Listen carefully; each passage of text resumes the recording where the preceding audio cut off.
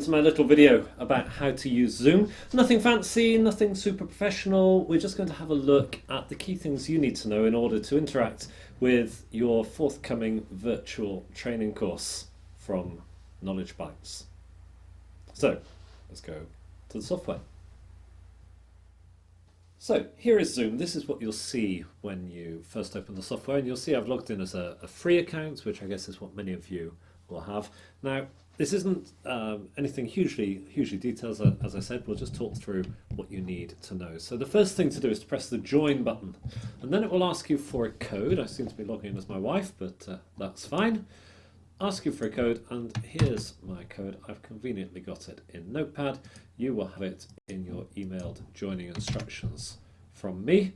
Put the code into the box and press join, and then in a couple of seconds it will let you in and ask, do you want to join with video or without video? Now let's say definitely with video. This is online virtual training like in a classroom. Let's make it as real as possible. So I'm going to say join with video.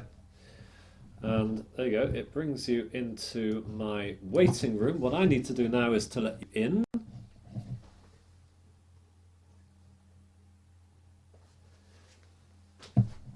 There you go, you're in.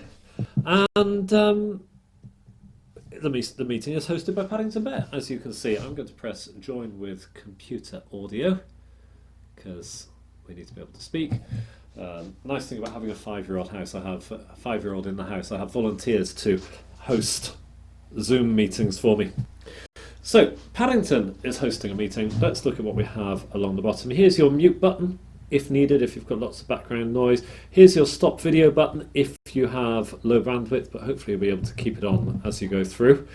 This is a useful one, participant button. You can see the participant list in there, and there's just 2 of us in this meeting. But you've also got these buttons along the bottom where you can raise your hand, you can say yes, you can say no, and if you look there in the top right hand corner of the screen as I press those, that will highlight to me that you want to say something, go slower, go faster, and so on.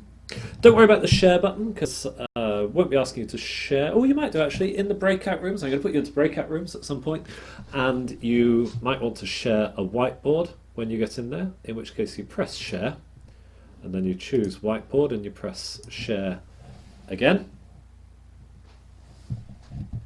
And there you go. That is sharing a whiteboard, and you can annotate that as you like. You can do text, you can draw shapes, you can draw lines, whatever works for you. Have a play with those buttons. To finish sharing, press stop share, but before you do, sometimes you might want to save. So you press save, and that will save everything you've done on your whiteboard. I'm going to stop sharing. That's about all you need, to be honest. I mean, it really is not very complicated. Oh, there's the chat button. Prefer you not to use the chat too much. I'd rather you speak for real, as real people. You know, this is not people hiding behind a computer. This is trying to replicate what goes on in a physical training room. Chat's hard because lots of people will miss what you say. It's hard for me to talk and read all these messages coming through. We're keeping the groups quite small, as I would always recommend with virtual training, so just talk as you need to as you go through.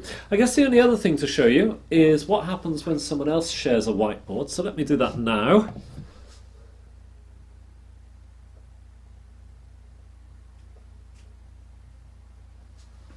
There you go, Paddington is sharing his whiteboard.